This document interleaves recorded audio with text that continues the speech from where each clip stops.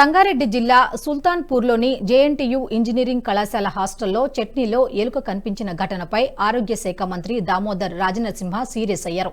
తక్షణమే విచారణ జరిపి నివేదిక ఇవ్వాలని సంగారెడ్డి అదనపు కలెక్టర్, ఆర్డీఓ, జిల్లా ఫుడ్ సేఫ్టీ అధికారులను ఆదేశించారు. ఇలాంటి ఘటనలు పునరావృతం కాకుండా చర్యలు చేపట్టాలన్నారు.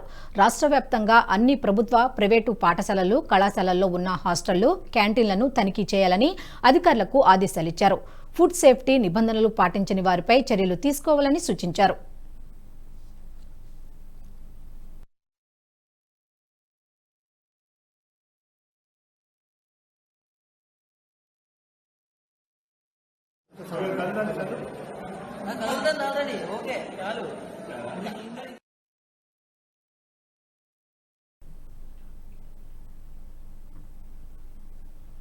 ఈ వీడియో మీకు నచ్చినట్టయితే లైక్ చేయండి, 10 మందికి షేర్ చేయండి. అలాగే కామెంట్ల రూపంలో మీ అభిప్రాయాలను మాతో పంచుకోండి. Nationalist hub group of channels ను సబ్స్క్రైబ్ చేసుకుని తెలుగునాట జాతీయవాద జర్నలిజాన్ని ప్రోత్సహించండి. ఈ వీడియో కింద ఉన్న బెల్ ఐకాన్ పై క్లిక్ చేయడం మర్చిపోవద్దు.